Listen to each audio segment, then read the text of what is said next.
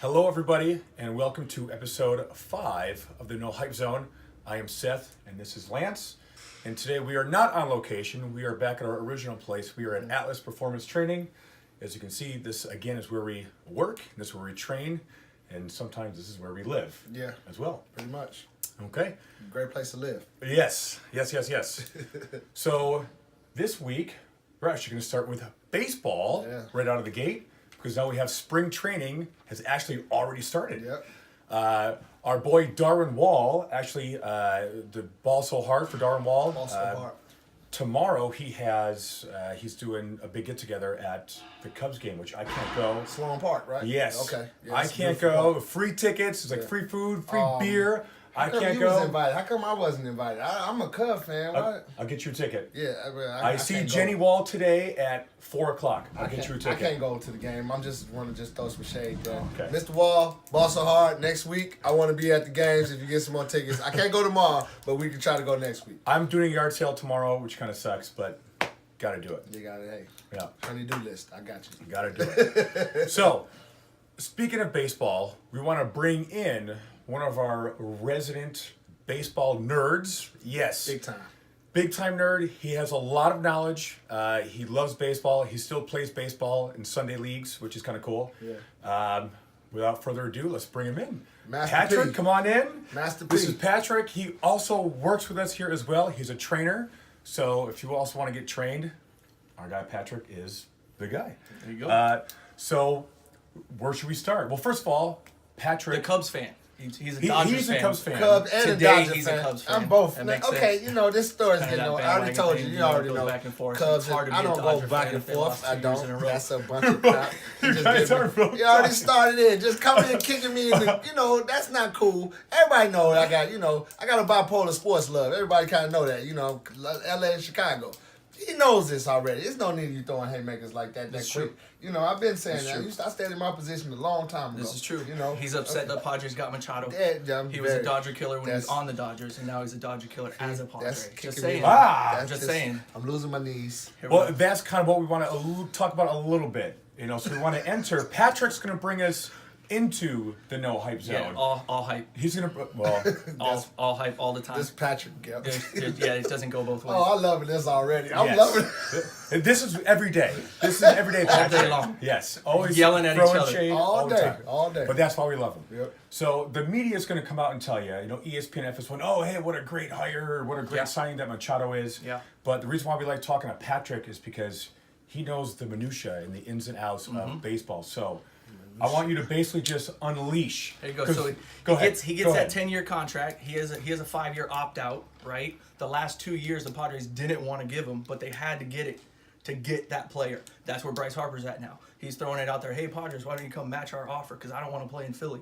Oh, I said it. Oh. Right. Well, if he did, he'd be playing there right now, right? $33 million a year. Let's go. So if it's just about the money, hey, why not play in San Diego where we have a good team? Eventually, down the road with some prospects from my other guys, right? We still need 2 pitchers to come up.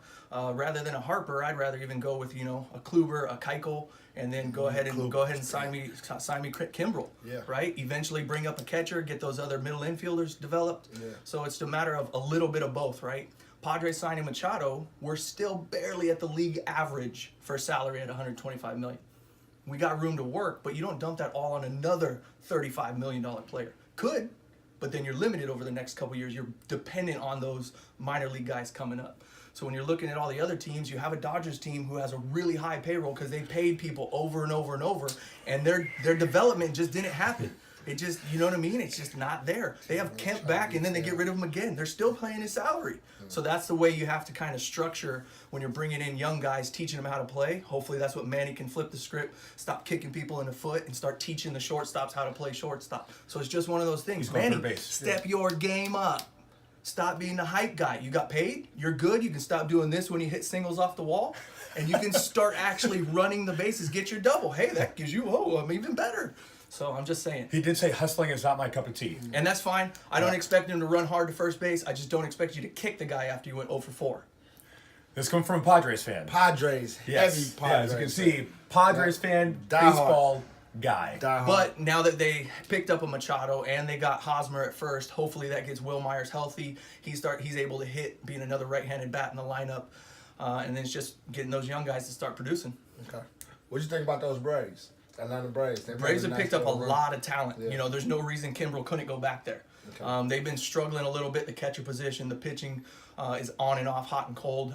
So now there's no reason Freeman doesn't lead that team, and they start, they get back into that playoff streak 4, 5, 6 years in a row. Again, they brought up their young talent. They don't have those rich contracts anymore. They might start having to pay those young guys. Okay. So in my opinion, start paying those young guys a little earlier. Don't take your Tatis and your, what's the other junior coming up? The Blue Jays are going to keep down for 3 months so they don't have to pay him full time. Guerrero. Yeah, Guerrero Jr. Yeah. So now they're going to keep him down there for 3 months. You're not selling tickets. You're not winning baseball games. Mm-hmm. Oh, so we don't have to pay him. So you're going to wait till he's 26 and then give him $300 million. Mm-hmm. It's just not the smartest thing, right? Same thing with Trout coming up. Angels are going to sign him with everything they have this season. Don't let him go to that free agency because that free agency blows up the numbers. When is he a free agent? End of this year. So is the Trout clock on right now? Yeah, Oh, absolutely. They're already on him. They're already on him. He's the best in the game. If they're smart, they already offered him a lifetime contract. He's one of those players. Yeah. He could be Bobby Bonilla getting paid for the next 30 years. Yeah. If they defer payments Yeah. for the next 30 years. When is Bobby Bonilla Bobby Day? Bonilla Day is middle of the year. Gets So about you- 1.9 million Yeah. every year. Bobby Bonilla, you Yeah. a smart dude. Yeah, he deferred those payments because he wanted to try to win a championship. Yeah. So Harper could do the same thing: front load his contract for $40 million, and then the last 3 or 4 years dump $5 million at a time. So it's just a way of making that contract work. Then you go into some of the lesser teams, right? Rays are rebuilding.